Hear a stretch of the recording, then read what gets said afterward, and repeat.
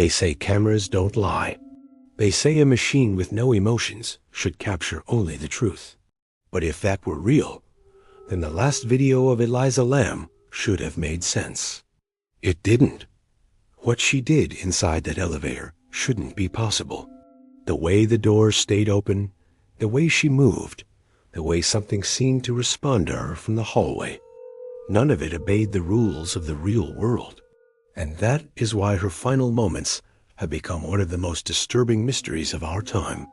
Because if the camera wasn't lying, then something else was standing there with her.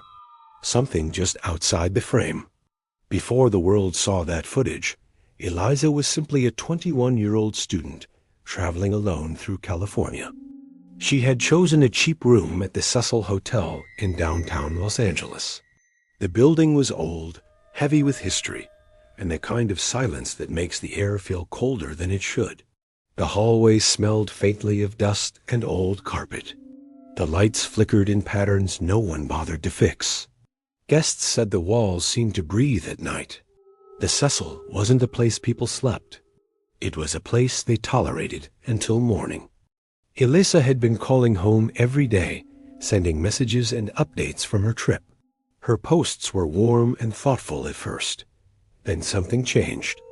Her writing grew shorter. Her tone became restless. She mentioned feeling watched in the lobby and hearing strange noises through the vents at night.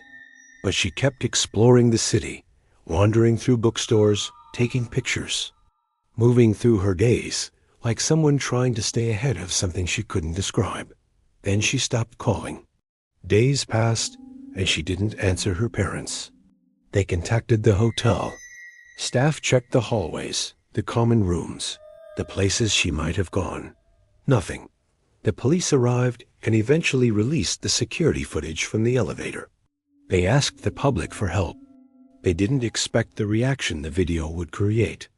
In the footage, Elisa steps into the elevator as if she is hiding from something. She presses a cluster of buttons, not just one. Her hands move fast, like she is trying to confuse the machine. But the elevator doesn't move. The doors remain open. The cabin stays still, as if the building itself is holding its breath. Elisa steps to the side, peeking through the hallway, as though expecting someone to appear.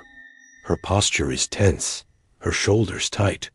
She moves to different corners of the elevator, placing herself against the walls, then stepping back to the doorway.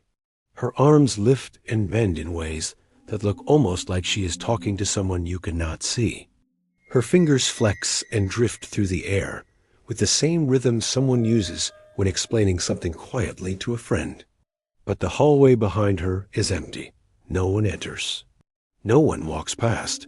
Nothing moves except her. Then she steps out of the frame. The moment she does, the elevator suddenly closes its doors and begins to function normally, traveling floor to floor without hesitation. When she was inside, it didn't respond. When she left, it worked perfectly. That detail has never been explained. The police searched the building again, this time with dogs and teams checking every corner. They found nothing.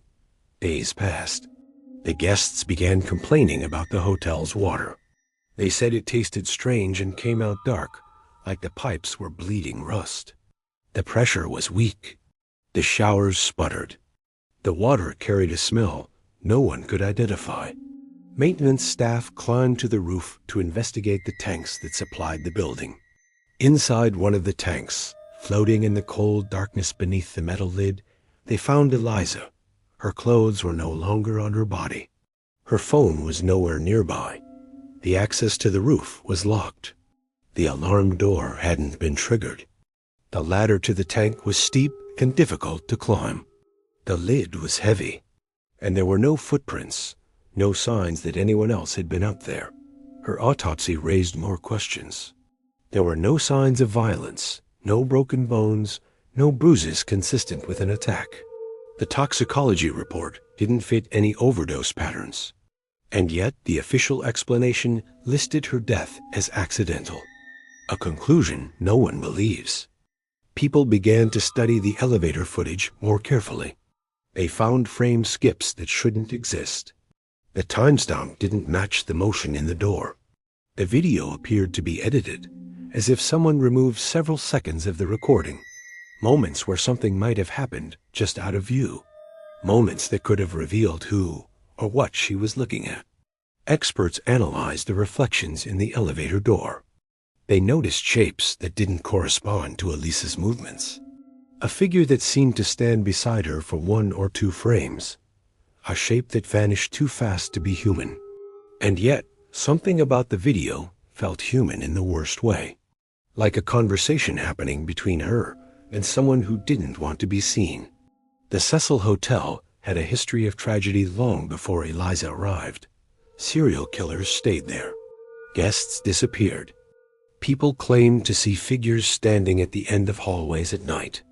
The building was known for rooms that felt heavy and cold, like someone else was sharing the air with you. Elisa had written online about her struggles, but nothing she ever posted explained the terror she showed in that elevator. Nothing explained the way she moved, the way she hid, the way she acted as though she was negotiating with something just beyond the door. Her case was examined by detectives, internet communities, documentary filmmakers, and investigators from around the world. They replayed the footage, studied the autopsy, mapped the hotel, simulated the elevator controls, and tested every possible explanation. None of it made her final moments make sense. None of it explained how she got to the roof. None of it explained the missing footage. And none of it explained the way the elevator behaved, staying open until she stepped out as if controlled by something else. What happened to Elisa Lam remains one of the most chilling mysteries captured on camera. Because somehow her fear was real. Her disappearance was real. Her death was real. But the story connecting those events refuses to fit inside the rules of the world we understand. If you have ever walked into an empty hallway and felt something watching from behind you, if you have ever seen a reflection move before you did, if you have ever sensed a presence just outside the frame, stay. You're not alone. You are among your own.